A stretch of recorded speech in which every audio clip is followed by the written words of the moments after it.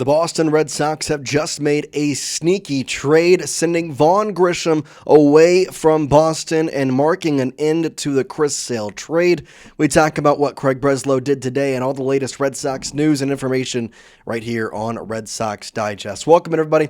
I'm Jace Andrews. I appreciate you tuning in and watching today's show. This is exactly why you hit that subscribe button. When news like this drops, we get out a video to you here on Red Sox Digest.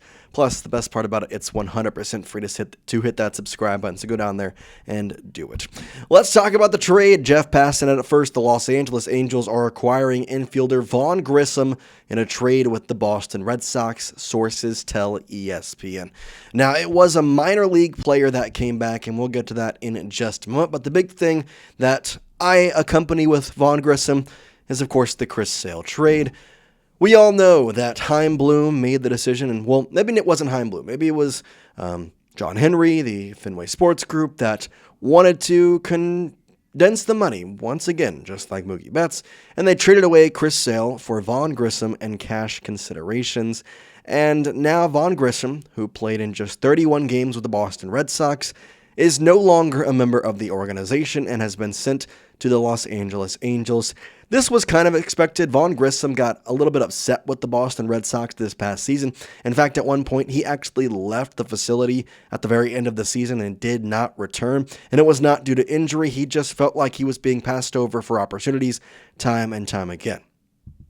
Now, if you ask me my opinion, Vaughn Grissom was a very highly touted prospect, and why this trade even happened when the Red Sox made it back on December 30th, 2023, sending Chris Sale over to the Atlanta Braves, and in return, of course, getting Vaughn Grissom back. At the time, he was a very highly touted guy, had just made his major league debut. It wasn't exactly going well, but there was a lot of prowess behind him as a shortstop, as a second baseman, and with the ability to be an offensive X factor as well. But unfortunately, it never came to. It never actually amounted to anything.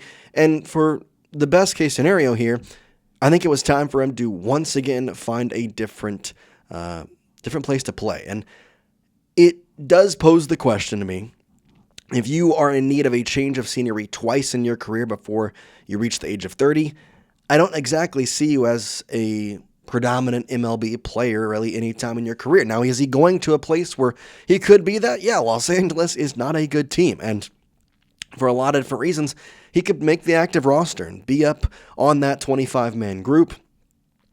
I don't know that I would necessarily predict that to happen, but at the same time, Vaughn is very good in a lot of different facets, but I think it's just raw potential that nobody's been able to tap into, I guess, just yet.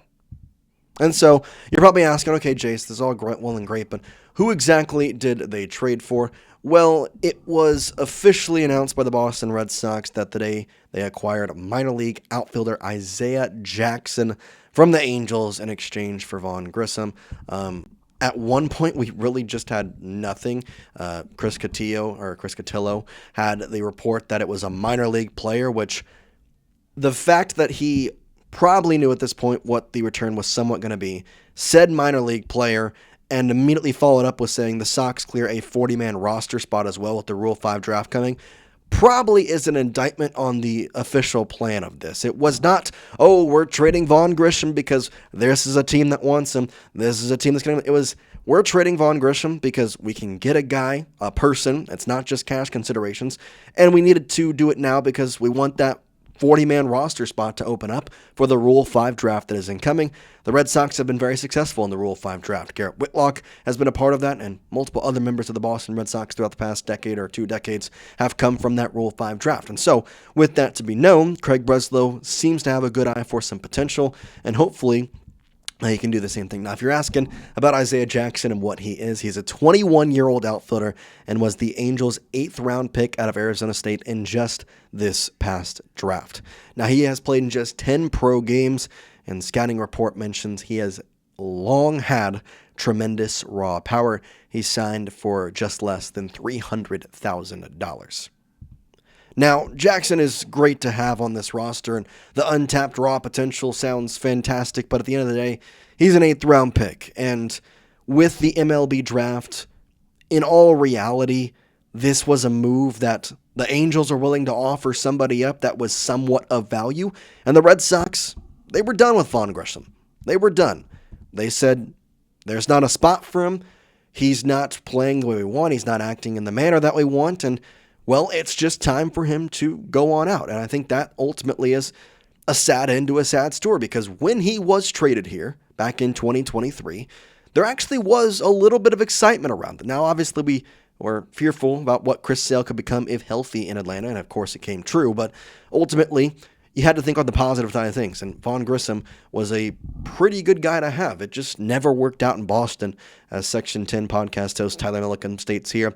And again, the biggest thing to me is that multiple reporters, multiple people, and the people who are in the nitty-gritty of all this baseball stuff here right now with the Rule 5 draft coming up have said the same thing. It opens up a roster spot. That's what it does. And of course, with the Rule 5 draft coming, it's a very big thing, not only for the Boston Red Sox, but for other organizations around the MLB, knowing that the Red Sox have more space and they have been successful in previous Rule 5 drafts, as I've mentioned. Now, for Vaughn Grissom, I don't know that it was ever going to work out for him.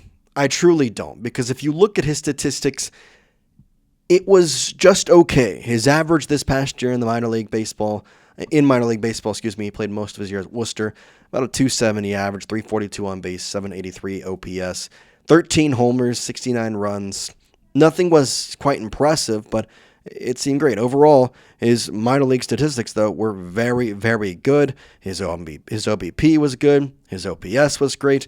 But that was all in his prior years with the Atlanta Braves. And in his MLB career, really nothing amounted to him, because overall he had 321 at-bats in his major league career. 255 is the average. But in terms of Boston Red Sox, he only appeared in 31 games with them, having 105 at-bats, scoring just 10 times with only 3 extra base hits. A 190 average, 246 OBP. None of these stats that he showed in Boston were the stats that he showed in Atlanta, because although there was injury, although there was other external factors in Atlanta, he still batted 280 in 2023. He batted 291 in 2022, and the raw, untapped potential was there. Now, was his WAR ever amazing? No, of course not, but it was partially because his defense wasn't great as well. And now you look at this, and it's just a failed experiment. And for so many different reasons, it is a little bit of a tough thing to look at when you try and figure out what the mindset was on trading him originally, and now with Craig Breslow, the mindset going forward. And as much as you want to sit here and try and blame Chaim Bloom, and I'm right there with you, Chaim was not the greatest at making trades in certain aspects. At the same time, he also was asked by John Henry and the Fenway Sports Group to cut down the payroll, and he had to do what he had to do, and unfortunately, he got punished for it, which is very dumb in its own right. But when it's going to be said and done, Craig Breslow is now the GM of the Boston Red Sox / CBO, whatever you want to call him, and he's got to kind of figure out the best moves forward. And for Vaughn Grissom, who, again, left the facility for Boston this past year at the end of the season, it just made no sense for them to hold on to Vaughn Grissom any longer. And for this purpose, they're looking forward, and he's in the past. That's all we got for you here today on Red Sox Digest. We do appreciate you watching. Hope you have a great rest of your day. We'll see you next time. Peace out.